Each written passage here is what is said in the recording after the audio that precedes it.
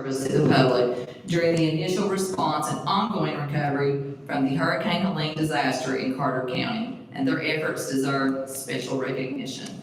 Now therefore, I, Mayor Patty Whitby, by virtue of the authority vested in me by the laws of the great state of Tennessee, do hereby issue the proclamation on behalf of Carter County, Tennessee, to officially recognize National EMS Week, May 18th through 24th, 2025, and honor the exceptional and selfless efforts of the men and women in the Carter County Emergency and Rescue Squad who continue to provide excellent emergency medical and rescue services throughout Carter County.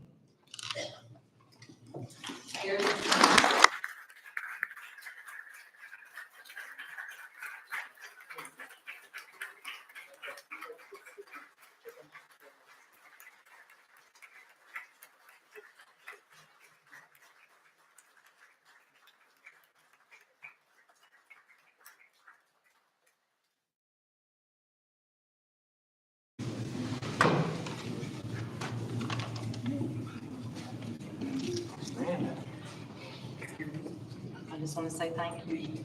And I wanted to say thank you to your entire team. And one story I want to tell that just came to my memory is, where's Pee-wee?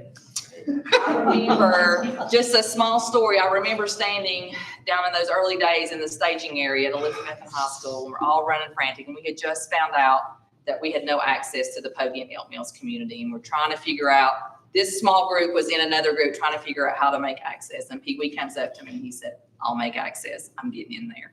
And immediately leaves. And then within the next couple hours, he's made contact to say he's made it in. So that's pretty amazing. Thank you.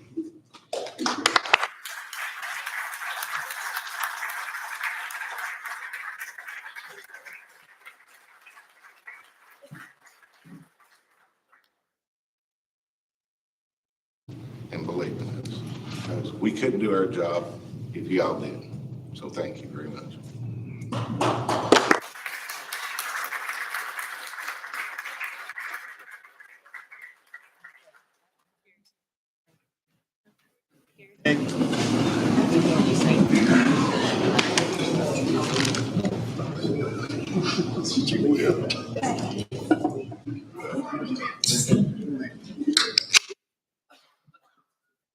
I'm almost finished, I promise. The next one is just a 911 board appointment. We do have a position on the 911 board that needs to get filled.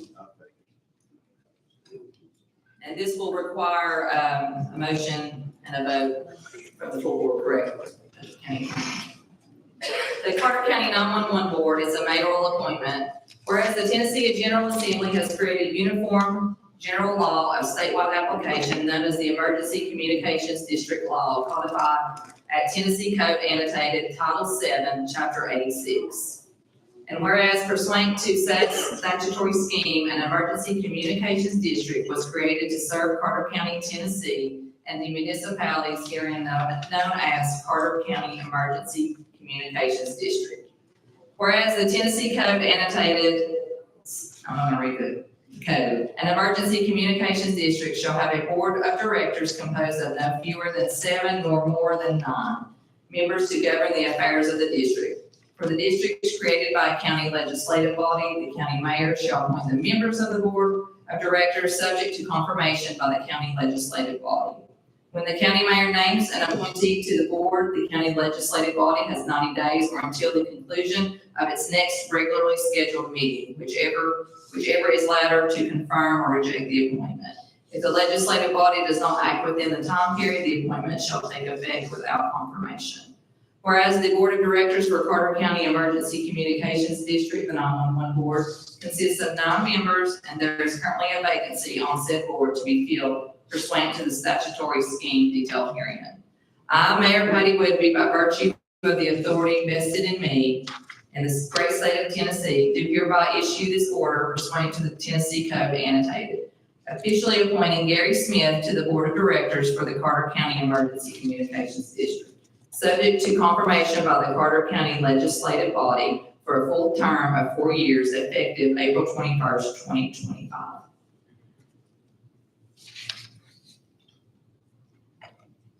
You said we need a motion. They have to confirm. I will make a motion. I'll do it. I'll make the motion that we allow Gary Smith to fill this opening. I'll second. Second by. Is there any discussion? Let's take a vote. You gotta clear the.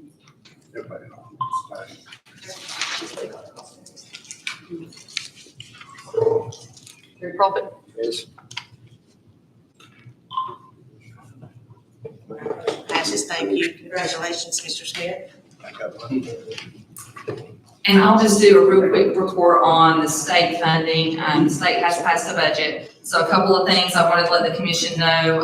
Carter County was the recipient of almost $30 million from the governor. We had we just received a $5 million grant that we'll be able to use to fit back and reimburse our general fund for some of the expenditures that we've had for the hurricane lien, which I think is close to that amount.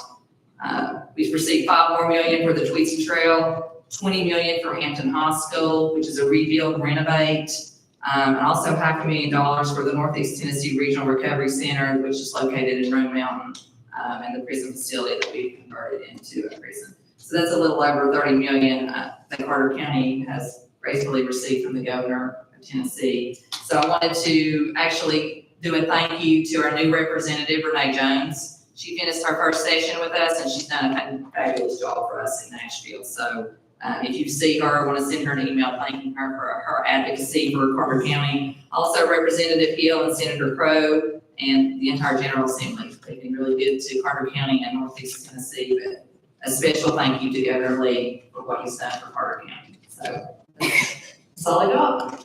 Thank you all.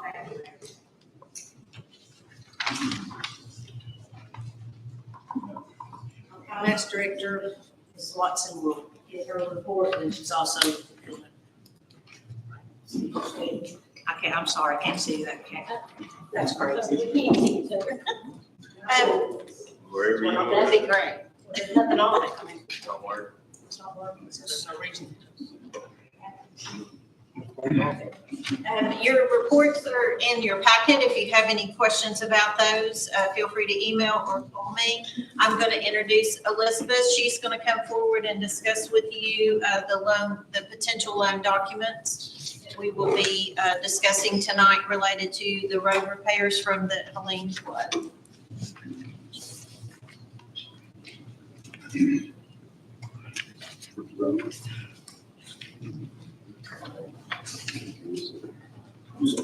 Good evening. My name is Elizabeth Selke, and I'm with Raymond James out of Nashville, Tennessee, and I work with you all as your financial advisor. I have been working closely with Carolyn to put together a package to take advantage of the very generous offer that the state has put forward to help fund the recovery efforts. We talk about, obviously, you're borrowing money for projects that need to happen, but we do have a unique opportunity in that the state has generously stepped in and offered to fund the first 3 years of interest and all administrative costs, which means all of the financing costs for this transaction. We have also structured it in a way that we think gives the county maximum flexibility for when their recovery payments start to come in. This allows you all to go ahead and get started on these projects with the anticipation of both your TEMA and FEMA money. With the structure of the transaction, it is a 10-year capital outlay note, with the first call option being after the first 3 years. The reason we cannot structure it necessarily callable at any time is market pricing. With that structure, the earliest available call is that 3 years, which is when we anticipate you all getting the bulk of your recovery funds. That also gives you all the flexibility to refinance at the end of 3 years. If you do have a small amount still outstanding, amortize it longer, you can restructure at that time if you need to. With that as well, the state is going to reimburse all interest up to 5%. So when we go to competitively sell the bonds, we are able to structure the bids in such a way that conforms to that format and really minimize the impact on the county's finances as a whole, with the expectation that this TEMA and FEMA will then cover the rest. Any questions?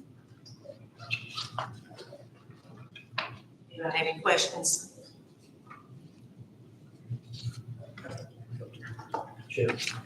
Elizabeth, thank you for coming tonight and also last week to the Budget Committee. I think you answered all of the questions that were asked of you at the Budget Committee. And I just want to make sure that for folks that didn't hear that presentation, that we're locked in to at least 3 years prior to paying anything down. That's correct. Yes, the state is going to reimburse, and the way we have it structured is that your first principal payment will not accrue until after that first 3 years. So there is no impact to you all in the first 3 years at all. You don't have to make a single payment. I will also mention in your packet, there's some information that just gives you an idea of the types of roads, the roads that are damaged. There have been more that have been added since the document's been completed, correct? Correct. So that is the necessity for the government to borrow money so that we can get these roads and bridges repaired for the.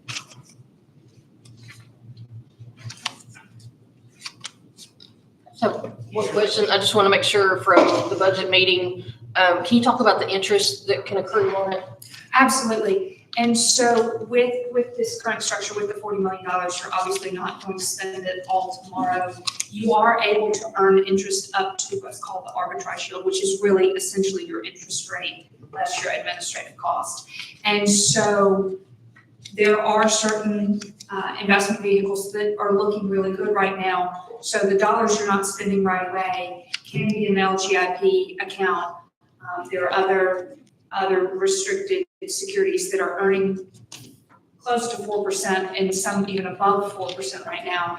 So you can earn extra dollars that then can be applied to your principal and interest payments after 3 years or to these projects directly, and then the other shortfall. Mr. Hughes, was that? Yes. Thank you. Is there any other questions? Thank you so much. Okay,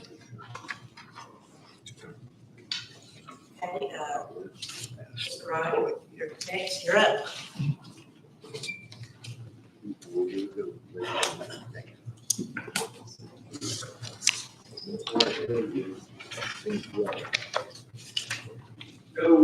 This evening, I have a brief update. I can tell you where I'm at right now. We've got a few things that are happening later this week that I was hoping to have done before now, but I'll have to wait till the next meeting, and I can send out an email in the meantime and let you know where we're at. Basically, we went through, double checked a bunch of numbers with Motorola on the contracts. We had to make some adjustments, and the reason that was there are some radios that were actually provided for EMS that we don't have to pay for now. So those 12 radios can actually come out of the contract, and we can actually purchase other radios or move that around to work for other parts of the contract. We let them know that, and we went through and double checked all of the fire department radios. We had a meeting with each one of the fire departments, and we double checked all of their needs for this contract. Basically, everything was the same. We did have a couple of minor revisions, and that was Run Mountain and Elk Mills were the two that I noticed. Elk Mills lost everything, so now we're having to provide a little bit more for them. They're actually going to expand into 2 departments, as I understand it. So we've got a couple more radios outside, and that 12 that are coming out will actually offset that. So that'll be great for them. Roan Mountain needed some dual band radios, basically in their mobiles, because they do have an agreement now with Avery County to run mutual aid calls back and forth across the county and the state line. So they do need 3 or 4 more dual-band radios. So that increases the price a little bit, but it's still well within that 12 radios. So we should be good there. Let's see. From there, we did have a discussion with the fire departments on the CDBG grant that we still have, we had to send the specification sheet to the state, so the state can finish the contract. They haven't done that yet. We do have the specifications to them, and we're waiting on them to get that done. But the specifications that they spec'd out actually were for radios from a different vendor than Motorola. And we had a discussion about it and how it would fit their needs. And it looks like that a lot of the fire departments are going to get a bunch of radios from that other vendor and actually get more radios of the type they need, which are multi-band radios, which also have the capability of, some of them have capability of doing DMR, so now they can talk with you Court County as well, which the Motorola's won't do 25 and DMR.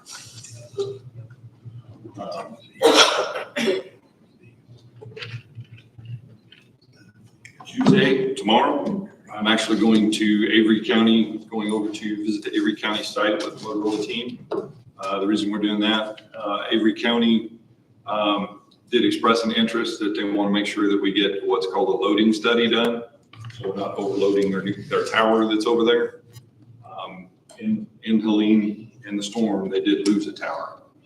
And they're not sure if it was loading or what it was, but they're very sensitive to that right now. And they want to make sure that there was going to be a loading study on that tower. And the costs in it are being absorbed by TAC. As they said, check the towers that they belong to, just to make sure that their equipment is not going to cause damage. I spoke with Director Green, and he said he's going to be footing the bill for that loading study for us. So that's great. So state of Tennessee's paying for that one. That'll probably take up most of my day tomorrow. And then Wednesday, we're actually having a kickoff meeting for the radios. We'll go over the contract, make sure everything in the contract is what it says it is, make sure that we are where we are. Present that to us, and if there's anything that we need to change, then we'll have to bring it forward to the commission to make any changes if we have to make anything. But as it is, we're moving ahead. So where we're at. Thank you. Madam Chair, for a couple items. One, you've already mentioned 2 changes. Right. That goes, well, right, you have to have a change in the contract. Correct? It will perform change in contract if we go ahead with those numbers. They're double checking on the numbers to see if they're going to change it. Okay, but in the contract initially, there were no numbers until from this floor, you provided the list of what all of our outside agencies, our departments were to receive, correct? Correct. Has that been verified? It has been. Has been, and there's been changes in that? There actually has been, yes. Okay. Mainly due to the form, but yes, there has been. Okay, so that means you're going to have a change in contract. Second thing I noticed, if everybody in your previously approved commission meeting minutes, what I found out was our sheriff's department has received 5 new cars. Okay, of course, we received so many last year and so many before that while we're under a contract by Motorola, correct? All right, just in this past month, we've expended over $30,000 for new radios. DMR, how does that happen? They cannot be used when you start putting your radios in. So we have wasted that money. Now, why are we going outside of our county when we have a communication specialist? Well, that choice wasn't my choice to make. At the same time, those radios, they needed radios for the cars. The Motorola's are not available at the moment right now.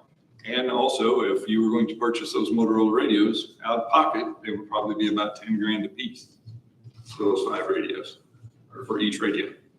Well, then the second thing is once we get our new and we go down service-wise, we have no comm. Where's our second? Where is our emergency? Where's our relief? You won't have DMR. Well, DMR will also do analog communications. So the analog communications that are actually in service right now in the county will use a DMR radio, which will also do analog. It'll do both.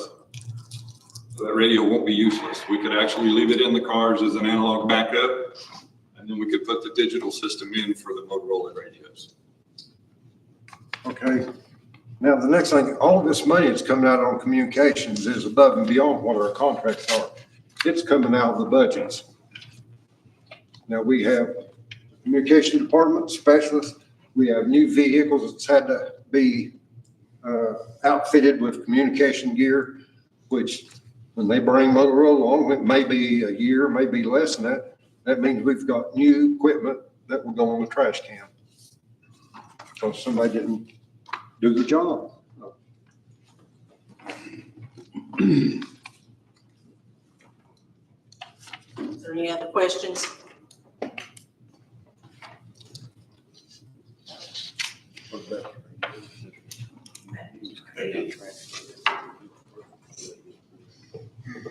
We good to continue, or do we need to take a 5-minute break? We're not going. I'll make a decision. Okay, we have disaster update. I'll take care of that. So the Timo Waterway debris removal is still ongoing and is progressing quite well. Cat A, which is debris, that has been completed. TFR results have been released. All their invoices have been received. We're working with the landfill, finalizing some things that we need to do to work with their invoices to make sure everything is in order. I will say at the FEMA meeting last week, the level of documentation that is required to put into the portal for debris is so large, they're having difficulty to even import it into the portal. So we actually gave them a jump drive last week at the meeting, and they're assisting us with putting that documentation in. I mean, there's thousands and thousands of pages of documentation, pictures that have to be input into the system. So they've been assisting us with that, but it is going well. We're just about finished with it. I will also say that we did have enough money from the loan that we took from the HEAL loan to pay everything. So that was great news. We didn't have to come out of a balance for any additional on that. Cat B is protective measures. We're working through the projects on the portal for that. Cat C is your roads and bridges. I mean, we discussed earlier the potential for the loan. There's also information in your packet for the numerous roads that need to be repaired, bridges that need to be repaired. If we do not take a loan out to do this, then that will come from the county's fund balance. We obviously do not have enough money to pay for all of that, or we wouldn't be looking for the possibility of a loan. And if we don't do that, then those roads and bridges will not get repaired. Is that correct? Correct. So, and the list of what is existing right now, as of, I think that list is what, 2 weeks old? Probably the one that's in there. And so there have been other things that have been found since then. As they go in and look at bank stabilization, there's additional things that they're finding now that need to be taken care of. So this is going to be an ongoing process as we go along, and as the vendor is cleaned out of the waterways, they're also finding additional items. Cat E, which is your buildings and equipment, we started working on those projects. That's going to be your buildings, your equipment, vehicles, things of that nature. We're working with the public adjuster, we're working with department heads, trying to make sure that we have everything, because we want to get everything in there the first time and not have to add additional projects. Cat Z is your park, Cat G is your parks. They're currently working on projects for 3 parks. They are also working on a hazard mitigation grant in excess of $1 million for Erica Anderson Park. So Sonia and her team have just been phenomenal with working with the Parks and Rec group to try to get that up and going and try to get some of that done so that it is not on the burden of the taxpayers of the county to get that done. Cat Z is your administrative. One thing, and we previously discussed this on the 3 rapid projects, we are allowed to put the CAT Z into the portal in advance as opposed to the end of the project, which is the norm. So right now, we've got about $100,000 worth of administrative costs that we're going to be able to get submitted back to the county as part of those rapid funded projects. We have the information in there for the temporary bridges, and we can only draw down at this point for things that we have paid. So that would include the RK&K invoices that you previously approved and the LandsWorks invoices, along with the CAT Z, the administrative, and that is the house invoices and staffing that have spent numerous hours in working on those projects as well. The hazard mitigation grants are going well. I think Highway Department is probably in the lead on that one. I think you're pretty close on yours, I think, in getting all the information. That's just, I think there's only 1 or 2 things in that one. Parks and Rec, as I said, they're Eric Anderson Park, they've come a long way on working on theirs as well. There are multiple other ones, and they're having occasional meetings to try to work with the department heads to try to get those going and get those up and running so we can get those submitted. We are meeting with FEMA and TEMA on a weekly basis. We are also working on reimbursement for the mutual aid invoices. We've already paid those through county fund balance, but we're working on actually getting those reimbursed as well. So that's something we were working on last week. The first public assistance quarterly report has been filed. No issues with that. And the first report for the Hill loan is due on April the 30th. I also wanted to mention your disaster reports are in your packet. I did condense this down to make it a little bit more manageable, especially as we're submitting things, and we'll be starting to hopefully start to see some reimbursements at some point. With FEMA, unfortunately, we don't know how long that's going to take, so we'll just get through the process and we'll see how it goes once we get there. But those reports are in your packet. The things that are shown are the ones that have been recently approved, and there's a few that are on the agenda for budget tonight. The next meeting related to that will be May the 1st. Does anybody have any questions?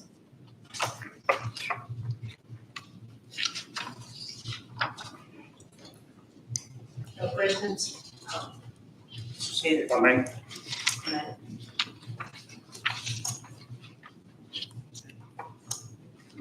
One item that I did want to bring to your attention is we had got a call from TEMA, Rick Rummerman and I did earlier this past week. And as you know, P&J has been going through doing the streams and rivers and all that, and Mayor Woodby did an outstanding job getting TEMA to add different tributaries and everything to that. But the state does not have the money to do all the tributaries. So what they have tasked us to do is to go find the areas where we have the most severe blockages that are threatening critical infrastructure, bridges, what have you, and get them the locations on that, and they're going to try to get those sites cleaned up as well. So just want to make sure the commission was aware of that. That's kind of new development just happened last week. And as Carolyn said, we have multiple applications, pre-applications have already been submitted to FEMA for hazard mitigation grants. And if you remember when the gentleman came here and gave a briefing on that, you get 15% of the total declaration will go back for hazard mitigation projects. So we have a whole list we went through, we prioritize those based on the most pressing needs, things that we looked at that were really pressing were generators, backup generators for the fire departments and things like that.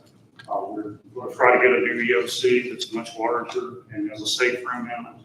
There are several other projects that are included in there, but as she pointed out, the application process is very intense and it is very document intense. We're going to have to spend a lot of time going through, putting all that together and then putting it into the portal as well.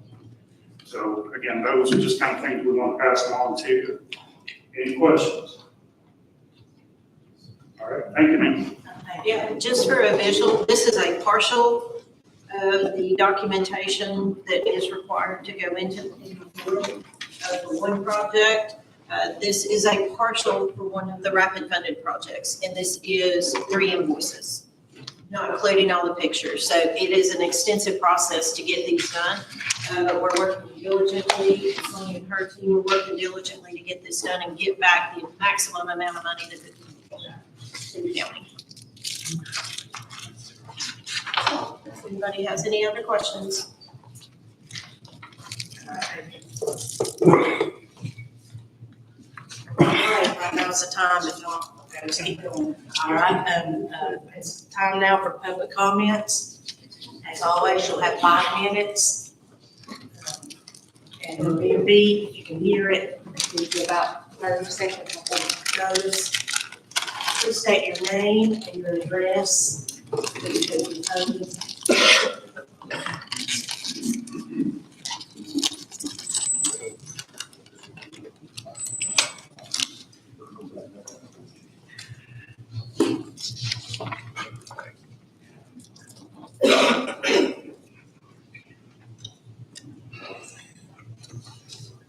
My name is David Malcolm Milton, 1778 Shildenville Road. I am the 8th District Representative on the Parks and Recreation Board. Our Parks and Recreation Board is down to maintenance mode. We have no budget. I hear that they're going to do away with the Parks and Recreation Board if they can get 2/3 of the commissioner's budget. In the last 2.5 years, they have tried to create a new government office in this courthouse, the Economic Development and Recreation Office. They wanted to start the Carter County Parks and Recreation Department. Now there's talk of a merger with the city to become one Parks and Recreation Department. Did they tell you about this? We just hear tidbits. Our board is not involved in talks with the city or county. County Attorney Josh Harvey should not have allowed this to happen to our board. Mayor Patty Woodby, you should not have allowed this to happen to our board. But get the minutes. I can tell you that Wesley Brown is the brainchild of Surf Betsy and Anthony Watershed Trails, both city projects.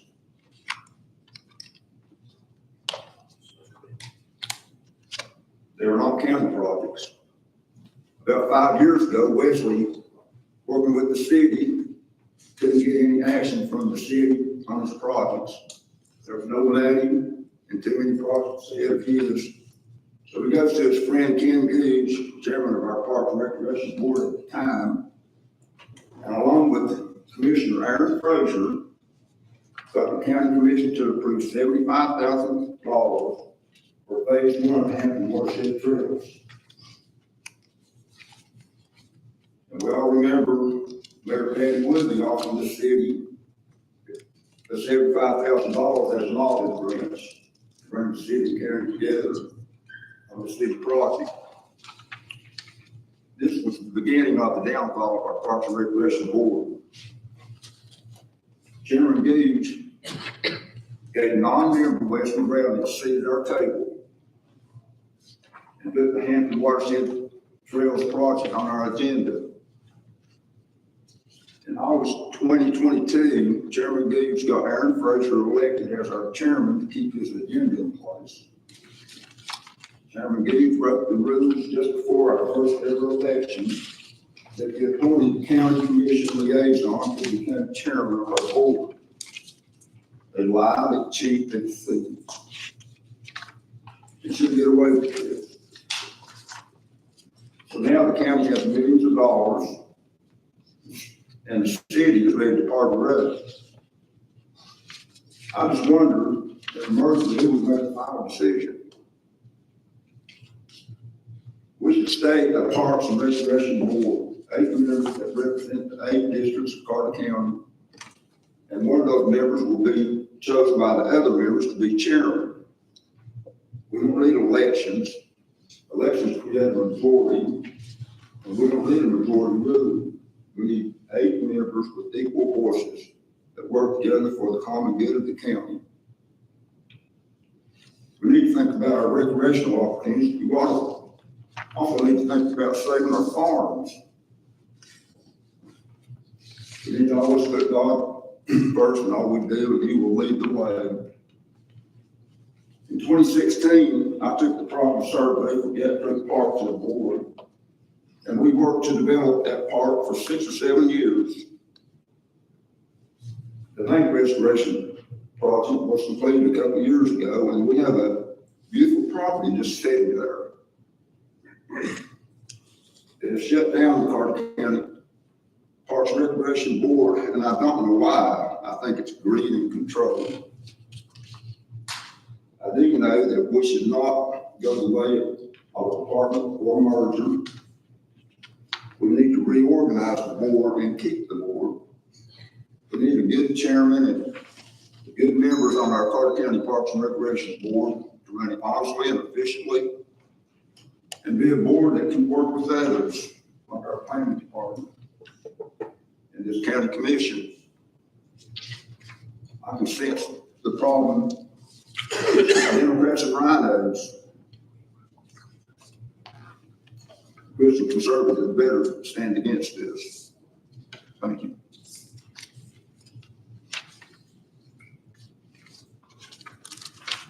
Is there anyone else?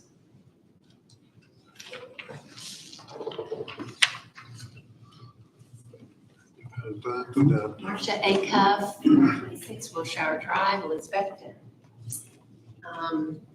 I just want to remind you that Saturday night at 6:30, everyone in this room is invited to the Elizabethton High School for the Disaster Relief Benefit Concert.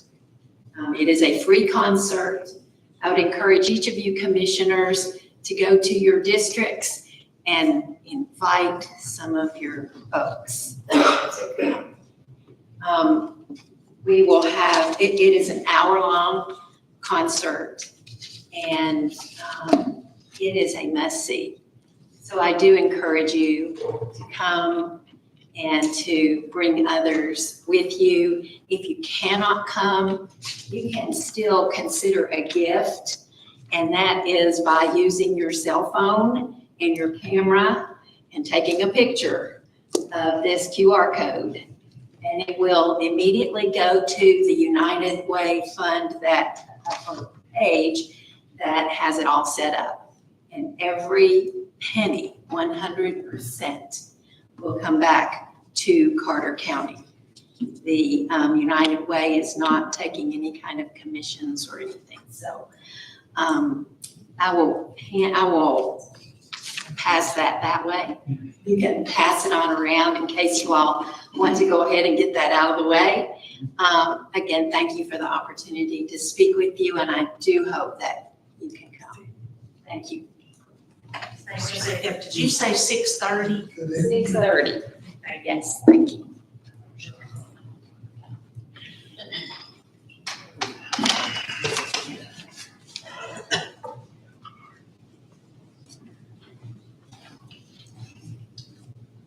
Good evening, Commissioners. James Bird, 1000 Dry Creek Road, Elizabeth. I always try to take time to thank you guys for the job you do and everything you do for your community and your commitment to the taxpaying citizens of this community. During the health and welfare meeting, Commissioner Clausen talked about an individual up in the Pogey area that had to have prolonged CPR. And I believe Commissioner Clausen brought up the automatic CPR device. There's a couple different ones. And I had mentioned that I had some contacts with Zoll and TEMA, and I've been in contact with Zoll. So, but just to go back a little bit, coming from someone who's done prolonged chest compressions, it's not only physically demanding, but it's also emotionally demanding, you know, to be there and to do that and to see that person in that condition, and something you never get used to. But now that we have a community like Pogey and Elk Mills that is somewhat isolated, and then we also, on top of that, have the EMS shortage based on the number of calls that they're running, no fault of the EMS, it's just overwhelmed at times. And if I recall correctly, when we did the need prolonged CPR, there was no ambulance available. We've tried to get one out of North Carolina and Johnson County, which has become unfortunately more and more common. So I'm in the process of getting some grants, hopefully, to get the automatic CPR devices. It's going to take a little bit of time, a little bit longer than I wanted and expected. They're not cheap. The device itself is around $15,000, then you have to buy the batteries, you have to buy the charger, you have the case that comes with it. So they run between $22,000 and $25,000 with the straps, and that's each. And I spoke briefly with Commissioner Holder and Commissioner Clausen about it would be great if we could get one in these remote areas to begin with, and then hopefully maybe all the other volunteer fire departments along the way. And I'm working to do that now. Of course, the device alone isn't going to solve the problem. We're going to need training for those individuals within those fire departments in order to do that. So a gentleman I've worked with who's the medical director for Shelby County in Memphis has agreed to come up here and provide training at my cost, and I'll be glad to cover that cost. But we have to have the device, and the grant's going to take a while. So I have a quote for about $22,000 for the first device, and I personally will buy that device and donate it to the public. I believe it's the right thing to do, and I'll work with Commissioner Clausen since he's in that area to get this done. And as soon as we get the device here, I will arrange for Dr. Hawley to come up and provide a course on how to use that device, so we have properly trained individuals so we know how to use it. Because again, the device is great because you can't do CPR on someone that is in a Stokes basket or on a backboard because it's just impossible because you're moving them during that time. But with this device, it straps on and continuously provides chest compression while you're moving the patient. And if you're in a remote area and you have a cardiac arrest, this is the only way you can actually provide CPR while moving the patient to an area where the ambulance may be. So I'm going to start that process, and I'm going to get it ordered and pay for it in the next couple of weeks.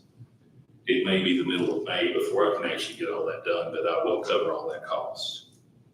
In the meantime, I will be raising some money through a nonprofit, and hopefully people will donate that we can hopefully get these in every beginning in every remote area like Round Mountain and Avery. I'll talk to you about that. Start with the most remote areas, get the device in each one of them, get those areas trained, and then maybe hopefully get them in all the other volunteer fire departments, especially with our EMS problems we're having. But that's all I had, and I want to thank you guys again for everything you do.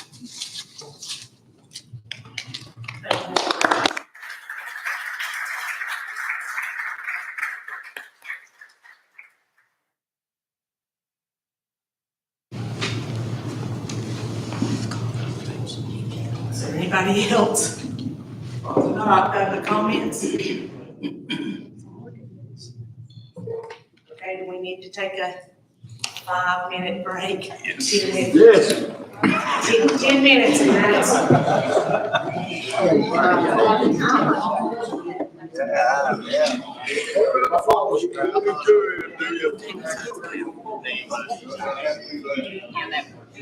Yeah, I'm trying to get to you. Oh,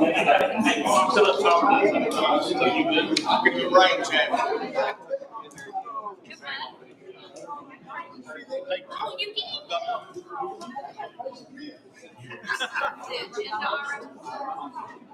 You'll send it out and I'll share.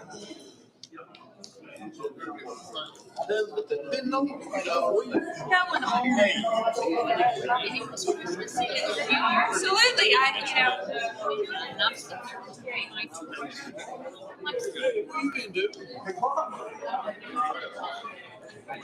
Anything budget status?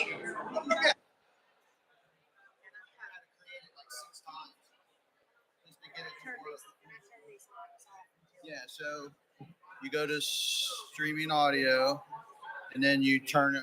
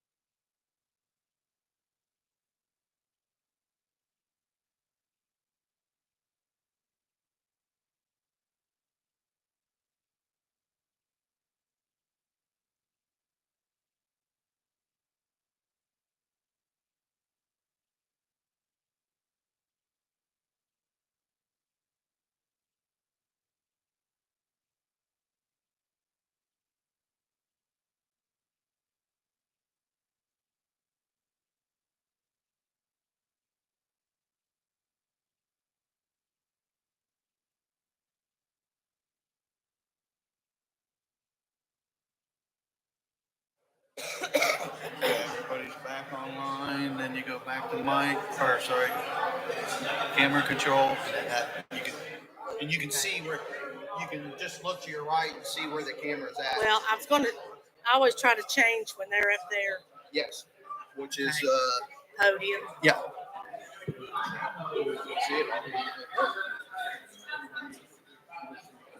All right, we're down to committee reports. And Commissioner Delgado is going to also give us a budget status before we can start motions.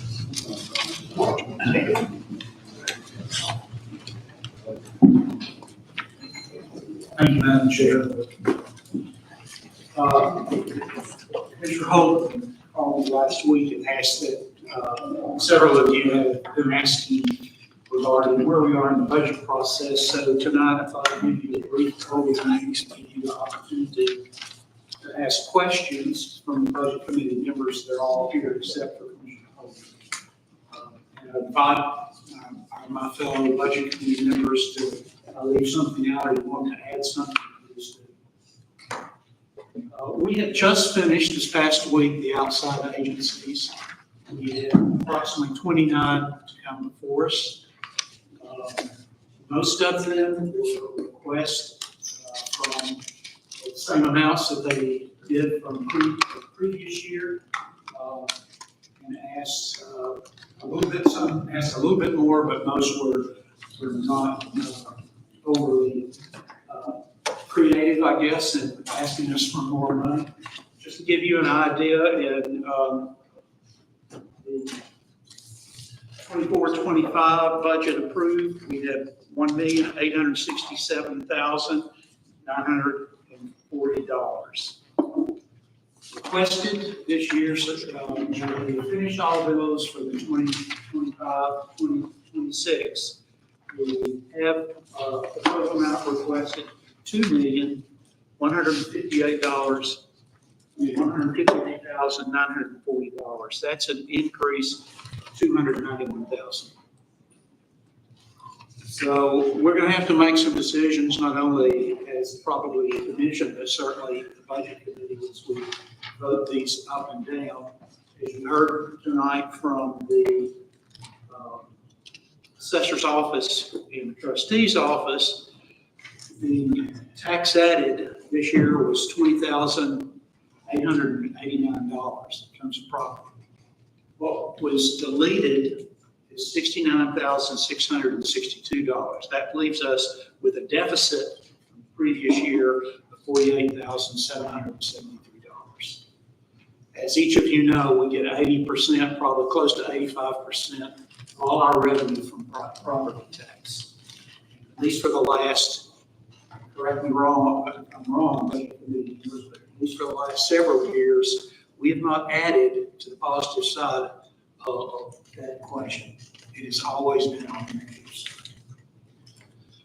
We have finished the majority of the departments.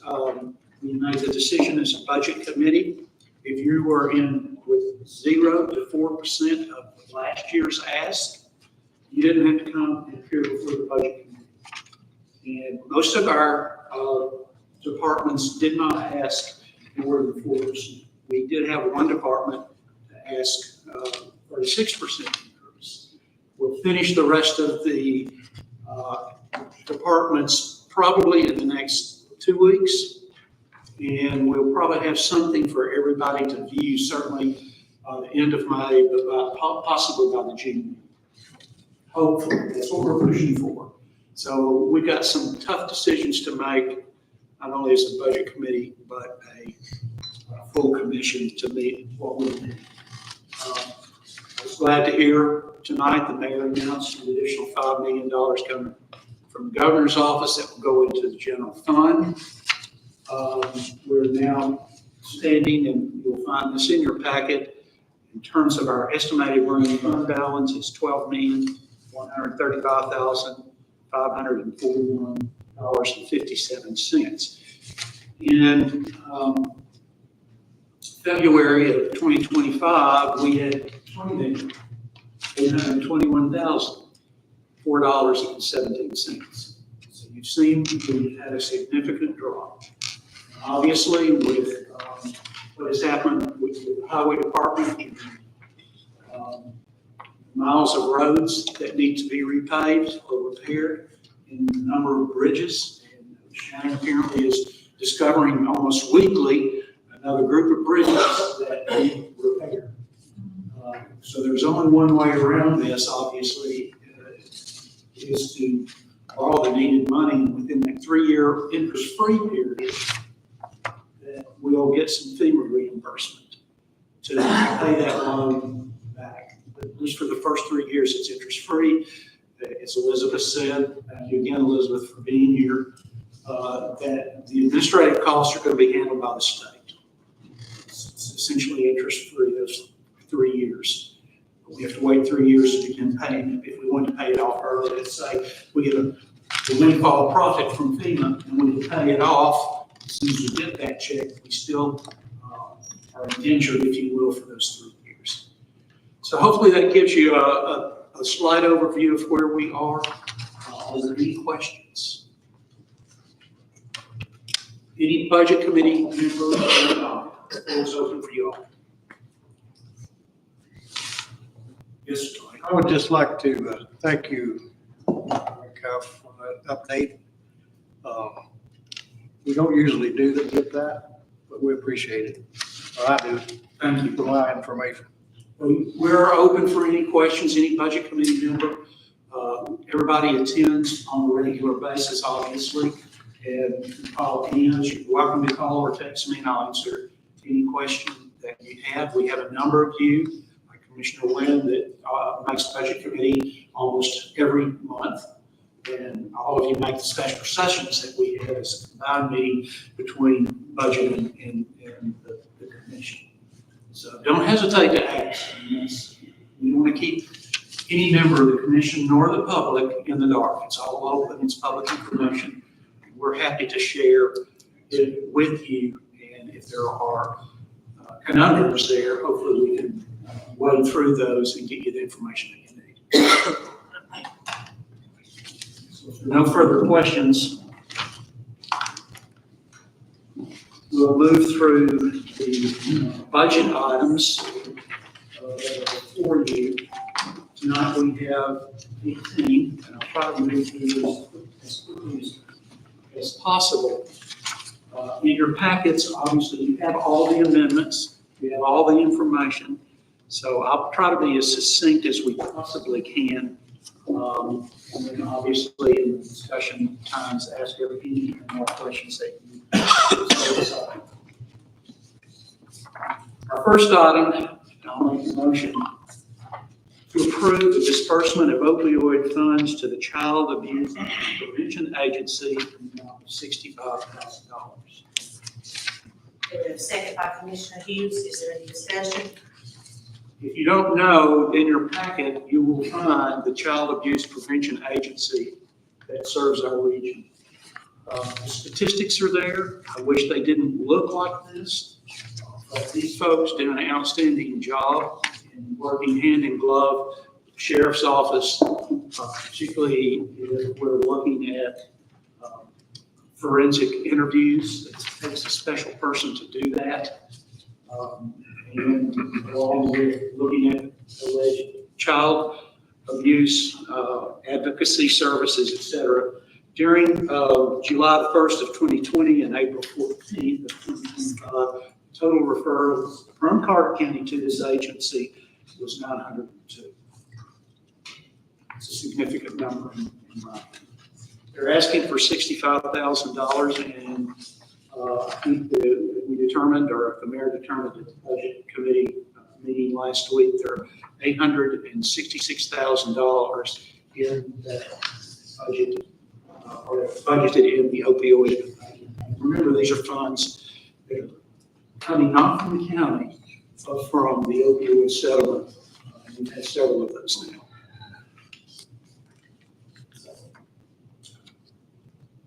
Any discussion? All right, so.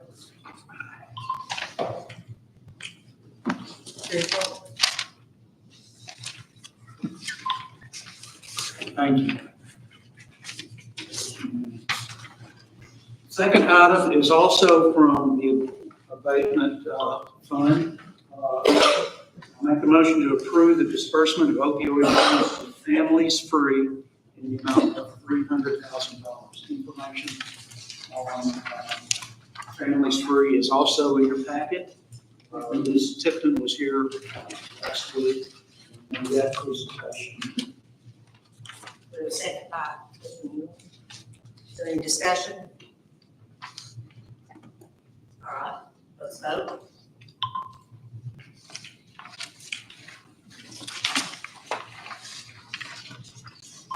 Thank you. That's unanimous. The third item, I'll make the motion to approve the disbursement of opioid funds to the Northeast Tennessee Recovery Center in the amount of $500,000. Judge Street was here last week to make that presentation.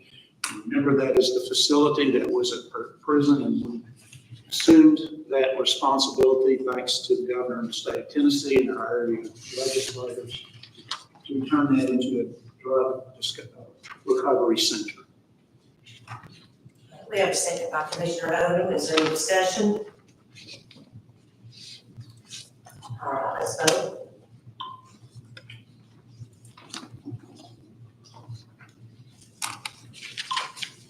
Thank you. Thank you, that's unanimous. Fourth item, you'll find a rather lengthy resolution in your packet regarding the $40 million bond ask that we talked about, or we talked about in the budget last week. So I think everybody understands all the parameters and the issues around that. The other thing to mention, and Elizabeth reminded us of that, it's much easier to ask for more, but you can't go back to the well if it's dry and ask for more. So that's why we're asking for that amount of money. You may not use 40 million, but that's why the ask is that high. All right, we have a second by Commissioner Smith. Is there any discussion? All right, let's vote.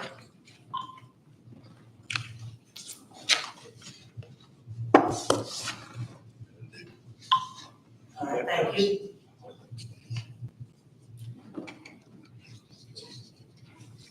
Okay, item number 5, I'll make a motion to approve a Landworks PO for the remaining balance of the temporary Pogey Bridge number 1 in the amount of $123,000. We have a second by Commissioner Cable. Is there any discussion? All right, let's vote.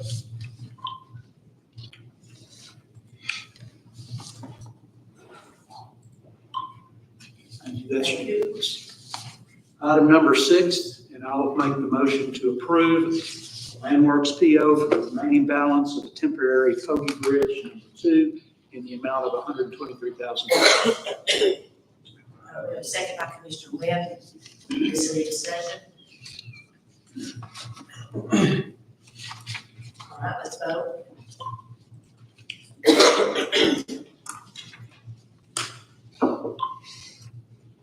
Thank you.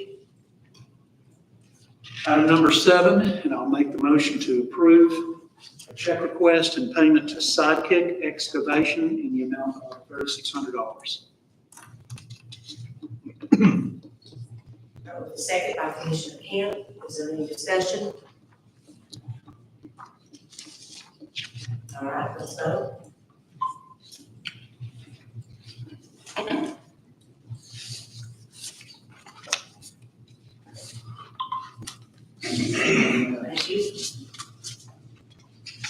Item number 8, I'll make a motion to approve a PO to Sidekick Excavation for 1 month in the amount of $1,800. We have a second by Commissioner Hughes. Is there any discussion?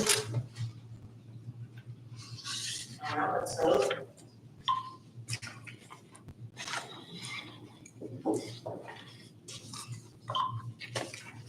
Thank you. Item number 9, and I'll make the motion to approve a PO to Hinkle Environmental Services in the amount of $299,737.75. Second by Commissioner Brown. Do we have any discussion? Okay, let's vote.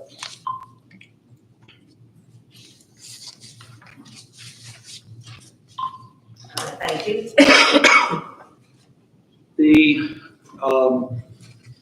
amendments are in your packet, and I'll read every one unless someone requests that I do so on the overall motion, but if you have specific questions, as you look down that list, we will. So I'll make the motion to approve county fund budget amendment 101-9, items 1 through 20, in the amount of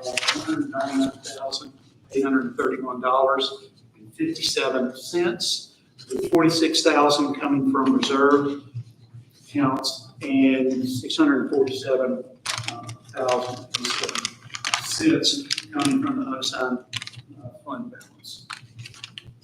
All right, we have a second by Commissioner Hughes. Is there any discussion? All right, let's vote.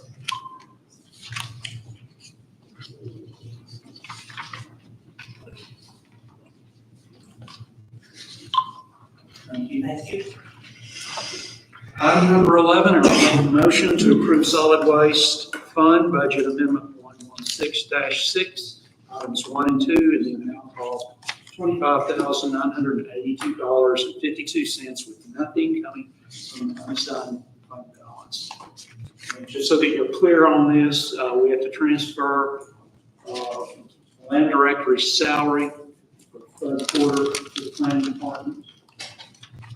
And there was also to reallocate funds within the solid waste current budget to cover the cost of excavating.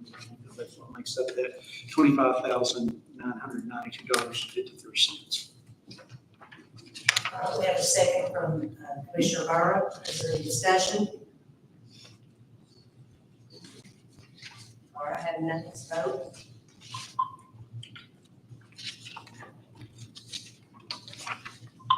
All right, thank you. Item number 12, I'll make a motion to approve drug fund budget amendment 122-4, item 1, in the amount of $6,950, with $6,950 coming from funds, from the fund 122 fund balance. We have a second by Commissioner Kent. Is there any discussion? Okay, let's vote.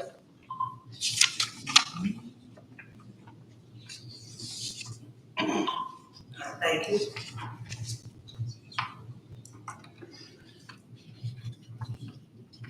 Item number 13, and I'll make a motion to approve the highway fund budget amendment 131-6, items 1 and 2, in the amount of $4,862.86, with $862.86 coming from highway funds 131 fund balance. We have a second by Commissioner Brown. Is there any discussion? Okay, let's vote.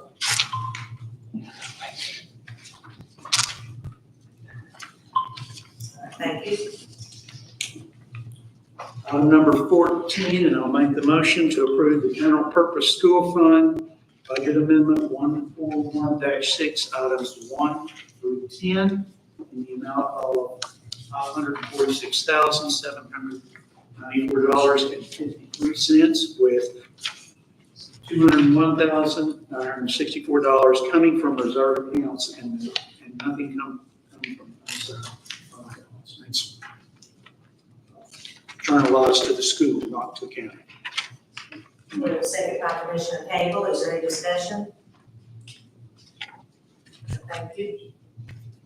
Sorry. Thank you for the discussion too. Thank you. Okay, item number 15, I'll make the motion to accept school federal projects fund budget amendment 2-7, items 1 through 4 in the amount of $686,201.90 with nothing coming from the unassigned fund balance. We have a second by Commissioner Gwen. Is there any discussion? Okay, let's vote.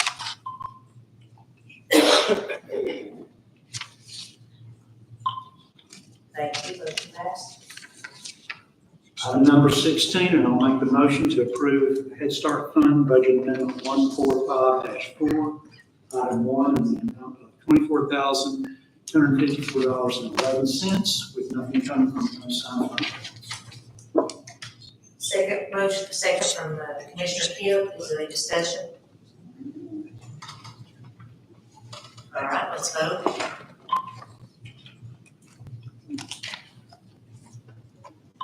All right, thank you.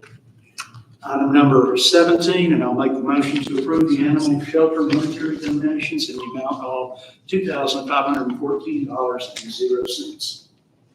Motion by Commissioner Childers. Is there any discussion? All right, let's vote.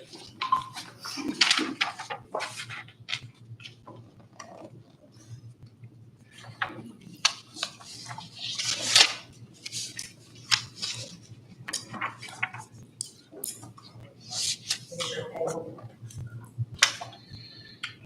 All right, thank you. Motion passed. Last item, is item number 18, and I'll make the motion to approve the animal shelter non-monetary donations in the amount. Second by Commissioner Clausen. Is there any discussion? Thank you. Let's vote.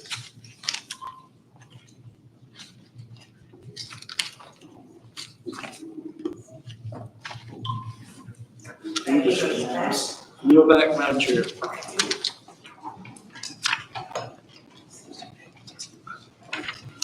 Commissioner Johnson, will read the management meeting.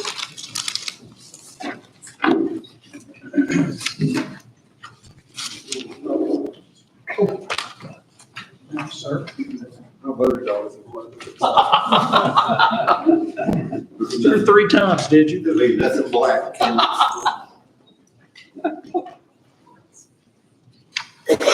I will reference the agenda, this item committee and area B.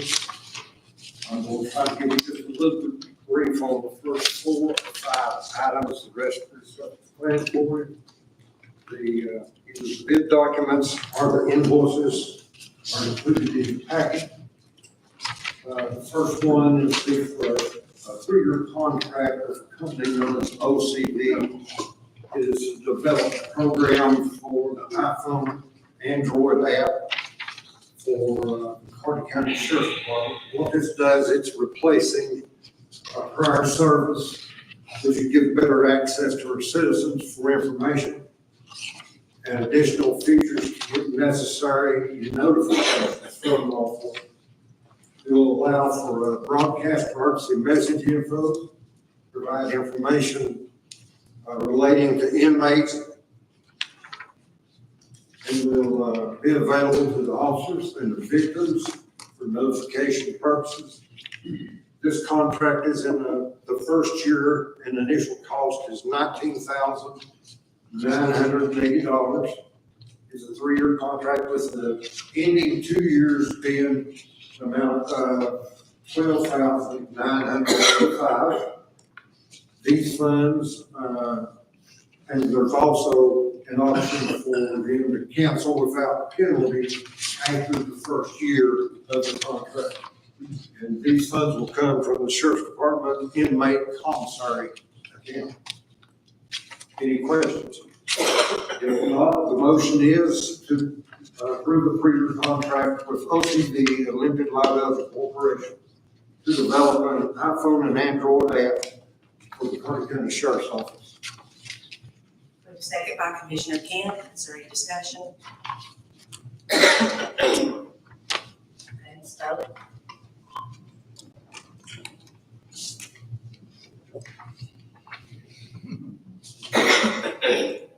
Thank you, motion passed. Thank you. The next item, number 2,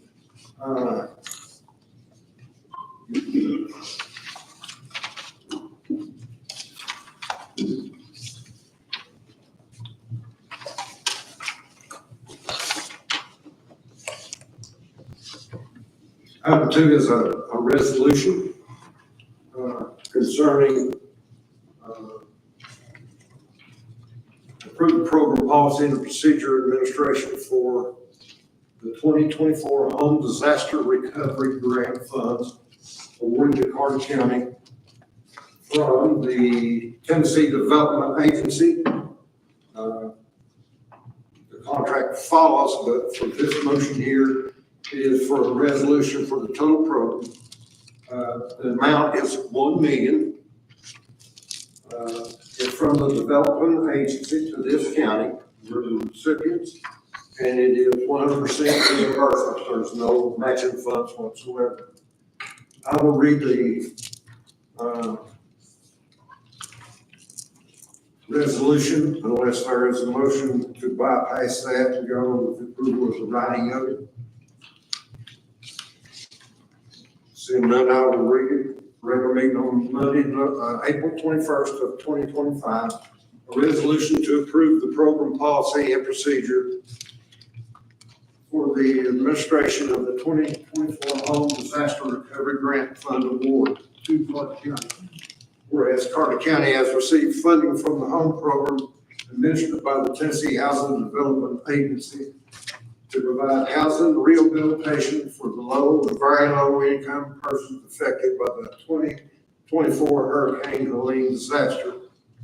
And whereas the county desires to provide housing rehabilitation service to those residents in an equitable and consistent manner. And whereas the Board of County Commissioners of Carter County understand that it must approve program policy and procedures for this grant to ensure equitable and consistent housing and rehabilitation service. Now therefore be it resolved by the Board of Carter County Commission of Carter County, Tennessee, meeting a regular session on the 21st day of April of 2025. With a lawful quorum of said board being present and with a majority vote in the affirmative, that the policy and procedure for the Carter County, Tennessee 2024 Homeowners Rehabilitation East Tennessee Disaster Recovery Grant Program, which is incorporated herein by specific reference. Be it further resolved that the Board of County Commissioners does hereby authorize the First Tennessee Development District to provide administrative service in a manner according to these policies. I do place this in the motion for acceptance of the resolution as read. We have a second by Commissioner Brown. Any discussion? I have one quick question. It's probably here, I just didn't see it, but who determines who can get the money? They'll come right behind this one here. There are 4 that are related to the resolution. And then I'm going through each one of them. So I think it'll be self-explained. Yes, it's in here. Okay, so I just missed it. Commissioner Johnson, I had questions. Did you say there was no matching funds? There is no matching funds. All we have the administrative rights of the contract. It is reimbursable when we pay out, the state pays back, or THD. This is, we've had it in other forms. We've had it basically just about every year before we get a grant for low income, elderly housing repair for safety and so forth. This has to deal with the storm. So any other discussion, any other questions? All right, let's take a vote.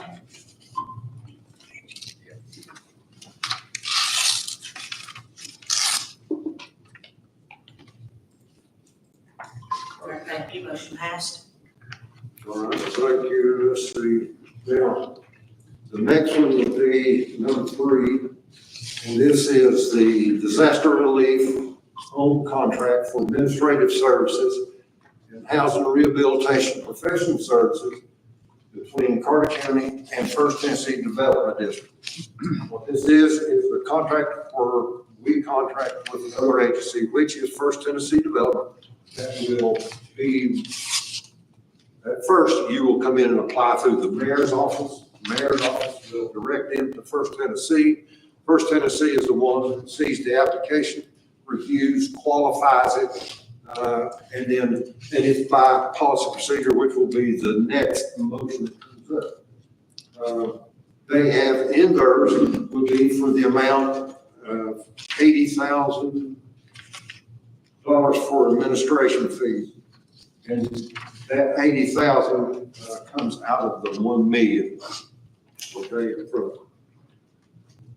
So with that said, motion to approve the 2025 Tennessee Housing Development Agency disaster home contract for administrative services and housing rehabilitation, professional services between Hardin County, Tennessee and First Tennessee Development District. And it's not to exceed $80,000. Second by Commissioner Hughes. Is there any discussion? Okay, let's vote.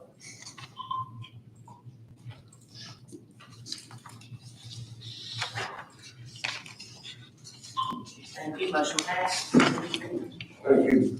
The fourth one, which is related to the same one, the policy and procedures for the qualifications of those who will be applying, how it will be administered by the First Tennessee Development District, and the guidance for our contracting officer, our finance office, to oversee for the payments and the refund of these contracts. So with that said, the motion to approve the home program policy and procedure for the Hardin County, Tennessee 2024 Home Ownership Rehabilitation East Tennessee Disaster Recovery Grant. Second by Commissioner Quinn. Is there any discussion, questions? All right, let's vote.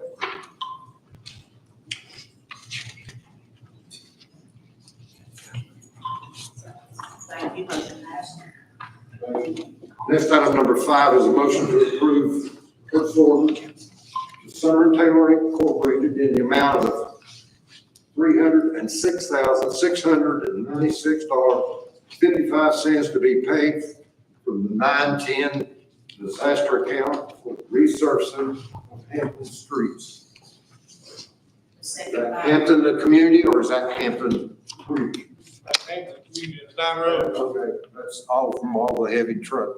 Well, what the storm messed up, Spring Street, East Step, Riverview, Church Street, Creek Street, Edgewater, Valley Forge, but Rachel Clausen, Shoot Range, and Ralph Hathaway.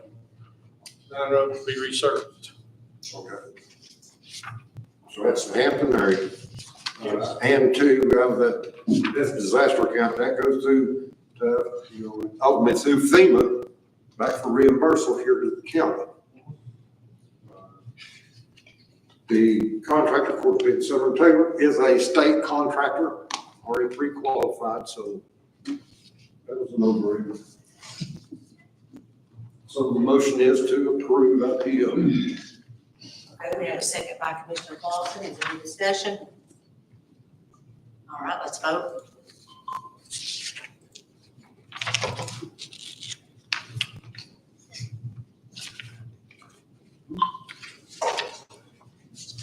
Thank you. Unanimous. Number 6 is a motion to approve a purchase order to Summer Taylor Inc. in the amount of $419,750 to be paid from the 910 disaster account for the Heat Creek bridges, storm protection and repairs. There is four bridges that were determined to be damaged and needs immediate repair. And they have placed their quotes to have this done to where we don't have to close them down, or the state come in and find it and close them down, do what we next. Correct? Yes, sir. Thank you, Superintendent. So I place it in motion for approval for $750,000 PO in summertime. We have a second by Commissioner Quinn. Is there any discussion? All right, let's vote.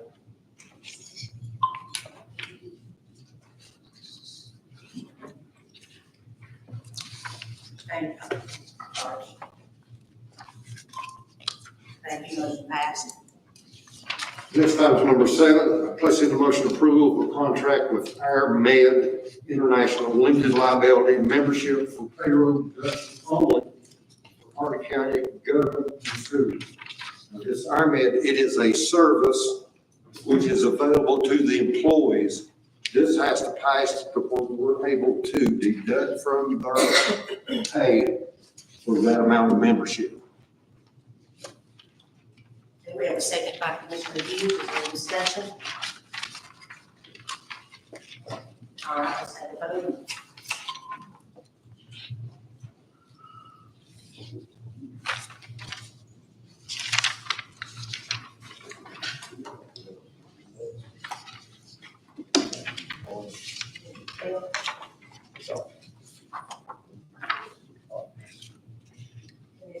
Thank you, motion passes. Next item is number 8, would be the approval and disposal of surplus property for the highway department, dated 2/6/2025. In your packet, it should be listed. If you notice, there are no black trucks in this. You will find in it the inventory and disposition of each one of the pieces of property. Being or 8 items during the final report position, and what is sellable goes through gov deals. So I place a motion to approve. We have a second by Commissioner Lawson, is there any discussion? All right, thank you, let's vote.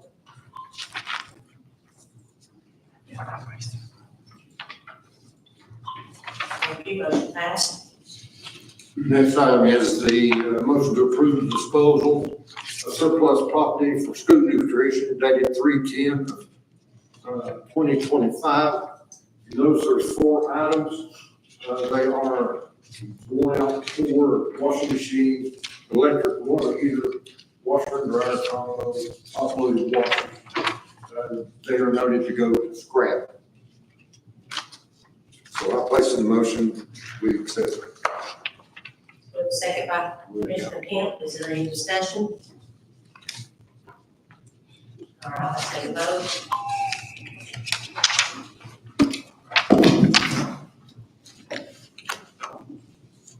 Thank you, motion passed.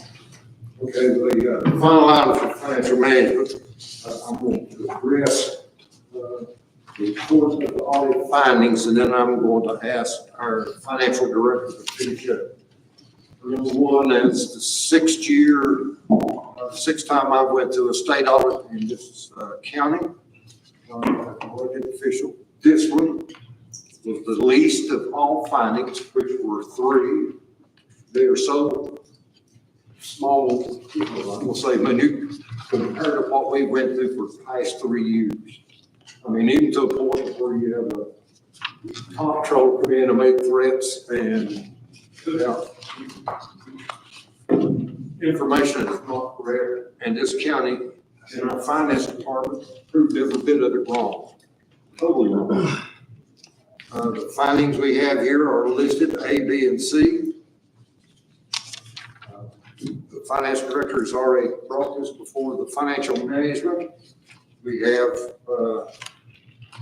from her notes and from the auditors that were here on how to make these go away, which do. Bottom 2 is extremely simple. Number 2, number C, the office and purchase on the deficiencies. That will never be in for next year. A matter of 3 vehicles were bought, 2 on government deals. 1 was bought privately that was completely outstuded. There was pre-qualifications of the 2 that they purchased from the government. You know, pretty well set aside itself with the certificate, but the one we bought was personally outside of the government. You're supposed to get a quote or an appraisal. It was overlooked. Person still made. The vehicles were purchased and are still here, but that was a finding. It's not anything you can go, we can't take it back. The other one is for us, items of the school department, and then the other one was for funds from a previous year audit. that we'll say is completed for our next go around. There was no major findings at all. None. So, Finance Director, if you want to address them, have at it. I'll take any questions that anybody has, but everything has been cleared up and addressed. All three of them, there should not be anything recurring on them, especially anything discussing the COVID or ESSER funds, because those funds will be spent. And they said that was a common occurrence as far as a finding because of the difference in the way the state handles it through Department of Education and how the audit looks at it. So there wasn't a whole lot we could have done about that to make those changes, and they made that evident in the meeting. But the meeting went very smoothly, everything went well. As far as I'm concerned, we got the explanations we needed, and we moved forward with everything we've done. I will say that the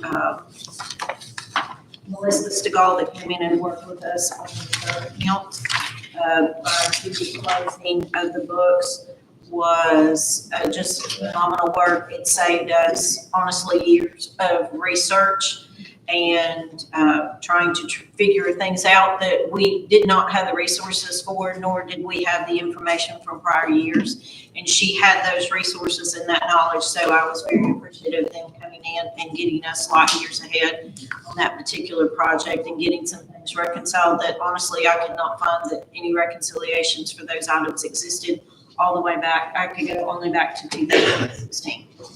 So, but I feel like it was a very successful year last year, and we'll do the best we can this year considering all things with all the disaster stuff that we've been dealing with in the office. Thank you. With my last closing, I'd like to, I'm going to recognize the Finance Department under the directorship of Ms. Carolyn. They're the ones that's on the second floor, out of the way, you very seldom see. But rest assured, during the week, at nights, you'll find the lights on. And remember, they don't get overtime. Remember, all of our employees get paid on time. And ours, all of our, yeah, good thing. The other thing is too, that's not the easiest part. Accounts receivable is up to date daily for payment. All of our accounts payable, we have no penalties.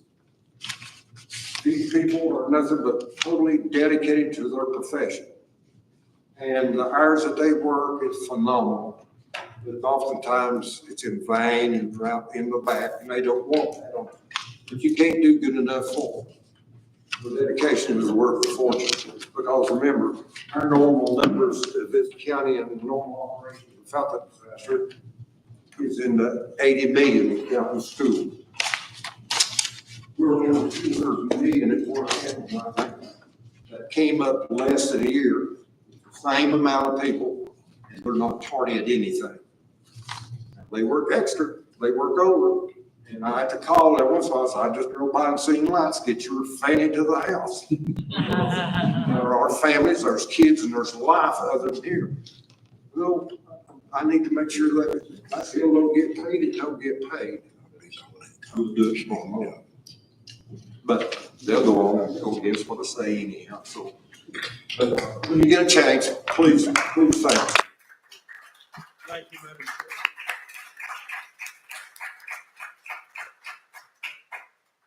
Thank you, Commissioner Johnson. This don't have all. Rules and Bylaws Committee this past meeting and last couple of meetings have been going over the rules and procedures for the way the commission conducts business. And I'd like to place in a motion to approve the revised county commission rules of procedures with version 8, and it should be set in your packet. For the second, Commissioner Kemp, is there any discussion or questions?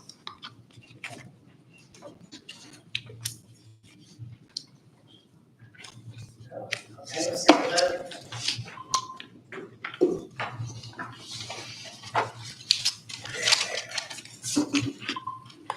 Motion passed, thank you.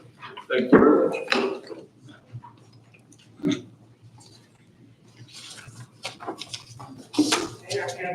his report. I think they're still over there. As always, there'll be a written report in the minutes. As far as litigation this month is continually on the litter cases that are prosecuted in Chancery Court. Another case successfully resolved this past month after compliance, and there's still various ongoing cases that happen every month to try to keep the property in compliance. Other than that, no new litigation filed this month. And as I said, the summary of everything else this month will be, unless anybody has any questions. Any questions for Raynar? Okay, we're down to commissioners' comments, and before we start, I want to remind people a couple of things. Be sure to look over the regular meetings for May. The list is in that packet, double check that, make sure that the dates are correct. And also, if you've not finished or started your certification completion of the 8 hours, I've sent 2 different deadlines, and I forgot to ask Commissioner exactly when the deadline is, but I think it's June. So if you're not started, you definitely want to get started on it.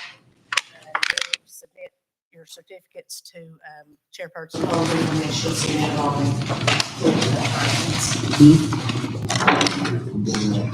I think that's it. Check.